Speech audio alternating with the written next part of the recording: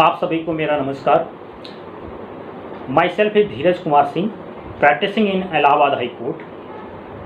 I am making an exclusive video for the advocates, especially for those facing problem at the initial stages. This video is being made in both the languages of Hindi and English, so that advocates of both sides may take benefit thereof. Topic of the video is relevant points to be kept in mind while drafting bail application under section 302 IPC and allied sections. Before starting the video, if you have not subscribed my channel so far, I humbly request you to subscribe my channel and like and share it with the others, so that I can get inspiration and motivation to make more videos and others may also take benefit thereof. Let us start the video. Relevant points to be kept in mind while drafting bail application under section 302 IPC and allied sections. First, whether applicant has been falsely implicated, क्या applicant को falsely implicate किया गया है. Second, whether there is any motive behind implication of applicant, क्या applicant को implicate करने के पीछे कोई motive है. Next, why applicant has been implicated, applicant को क्यों implicate किया गया है. Fourth, what is the date of incident and lodging of FIR, क्या डेट है और FIR लॉन्च करने की क्या डेट है. Next, whether applicant is named in the FIR or not, क्या applicant FIR में नामजद है, named है या नहीं. Sixth, whether applicant's name is mentioned in the FIR on the basis of suspicion and it is a case of circumstantial evidence and circumstances against the applicant are reliable or form complete chain of circumstances pointing towards guilt of the applicant. क्या applicant को suspicion के base पे FIR में name किया गया है और यह सर्कमस्टेंशियल एविडेंस का केस है. Next, what role has been assign to the applicant, applicant का क्या रोल असाइन किया गया है. Whether name of applicant came into the light in the confessional statement of co-accused or मुखबिर which has no evidentiary value under the Evidence Act, क्या co-accused के confessional statement के basis पे applicant का नाम आया जिसकी कोई evidentiary value नहीं होती है. When applicant was arrested, applicant को कब अरेस्ट किया गया. Whether postmortem report corroborates the prosecution case, क्या पोस्टमार्टम रिपोर्ट प्रोसिक्यूशन केस को कोरोबोरेट करता है, पुष्ट करता है या नहीं. 11, whether there is any eyewitness or eyewitness account of the incident to show active participation of the applicant in the alleged crime, क्या alleged incident या क्राइम में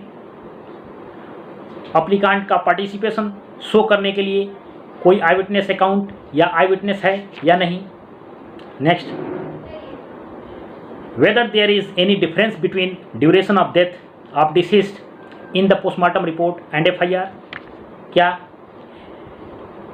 FIR में जो ड्यूरेशन ऑफ डेट और पोस्टमार्टम रिपोर्ट में जो duration of date दी गई है उन दोनों में कोई डिफरेंस है. Where it is a case of last seen, जहाँ यह केस लास्ट सीन का है. Weather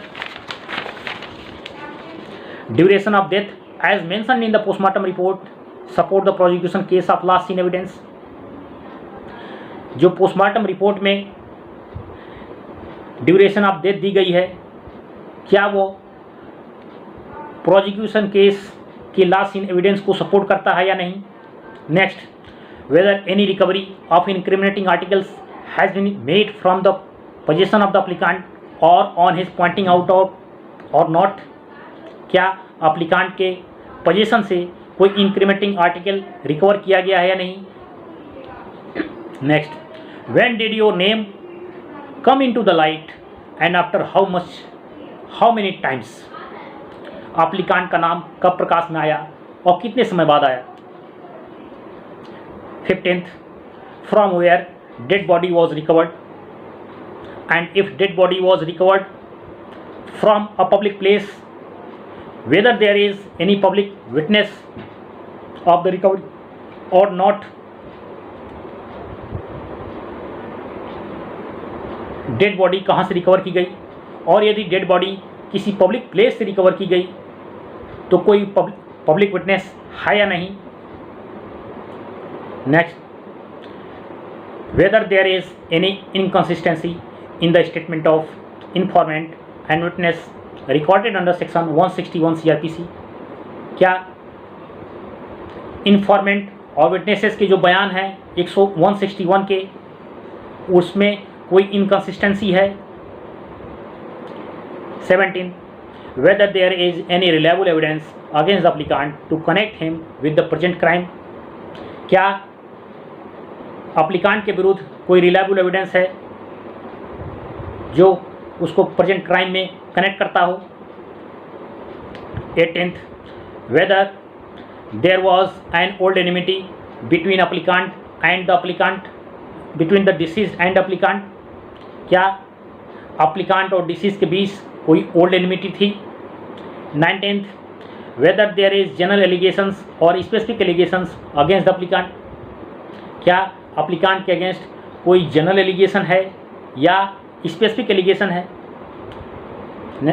20th, whether cross FIR of same incident has been lodged from both sides.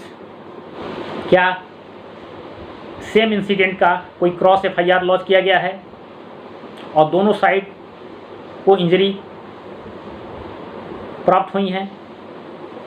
21, whether witness claiming to be eyewitness was present at the time of incident or his information is based on hearsay.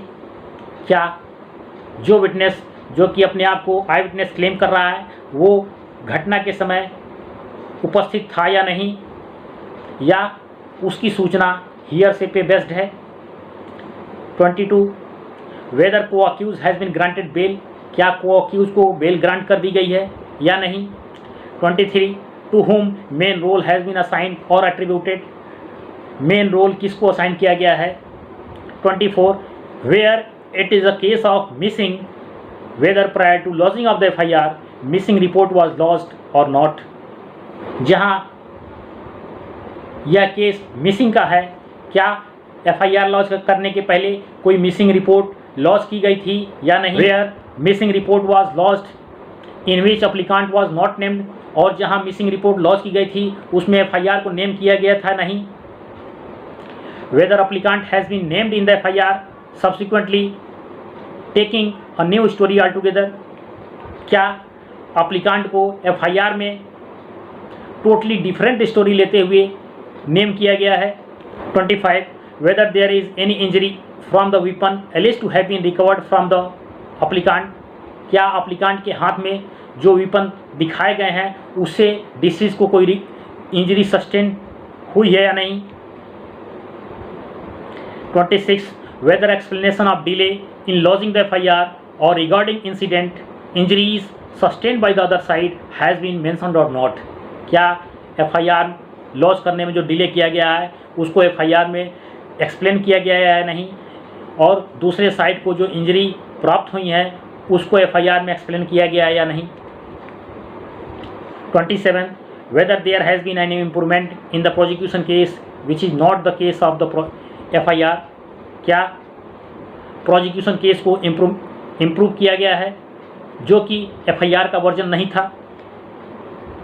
28, how many injuries sustained by the deceased and whether applicant has been assigned with any weapon or specific role.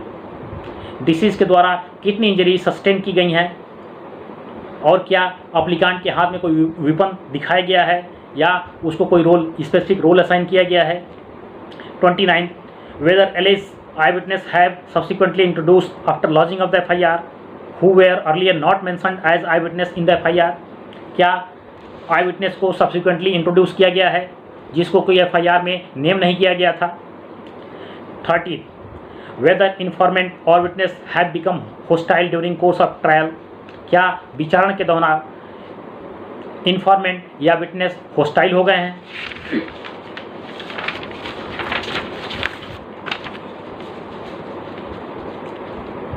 whether applicant was exonerated during course of investigation but was summoned under section 319 CRPC without giving opportunity for cross examination as well as hearing of the accused persons, and only statement of witnesses were considered for summoning the applicant under section 319 CRPC.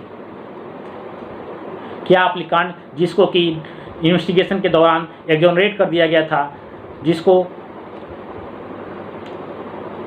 बिना witnesses के cross examination के समन किया गया है, केवल witnesses के statement के basis पे। Next 32, whether any identification parade has been conducted or not, क्या कोई आइडेंटिफिकेशन परेड किया गया है या नहीं। 33, whether prosecution has relied upon extrajudicial confession of the applicant and co-accused which is not reliable and admissible, क्या prosecution co-accused के extra judicial confession और अप्लीकांट के एक्स्ट्रा जुडिशियल कन्फेशन के बेसिस पे whether prosecution has relied upon extra judicial confession of applicant and co-accused, क्या prosecution अप्लीकांट और को-अक्यूज के extra judicial confession पे रिलायंस प्लेस किया है जो कि रिलायबल नहीं है। Whether there is any difference regarding place of incident in the site plan and statement of informant and witnesses and site plan demonstrate otherwise than the prosecution case as alleged in the FIR and statement of informant and witnesses recorded under section 161 CRPC.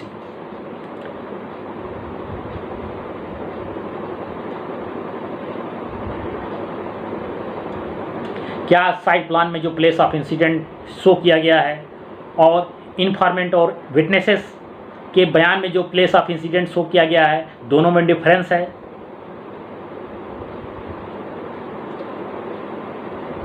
35, whether offense under section 302 IPC and allied sections are made out against the applicant on the basis of material collected during investigation, क्या during investigation जो material collect किया गया है उसकी basis पे 302 का offence अप्लीकांट के against बनता है या नहीं। 36, whether informant and witnesses were present at the time of inquest being conducted, how much delay has been caused in lodging the FIR after conducting inquest, क्या informant और witness इंक्वेस्ट होते समय उपस्थित थे या नहीं, और FIR लॉन्च करने में इंक्वेस्ट होने के कितना डिले किया गया है। 34, whether recovery memo has been signed by the independent witness or it is fraudulent or imaginary, क्या रिकवरी मेमो किसी इंडिपेंडेंट विटनेस के द्वारा साइन किया गया है या नहीं कि केवल ये फ्रॉडुलेंट और इमेजिनरी है। I have tried my level best to cover all bail applications with different allegations and evidence arising out of section 302 IPC and allied sections. Since long, applicant is in jail. Applicant कब से jail में है। Next, some undertakings have to be given in case of release, for which a detailed video has already been made.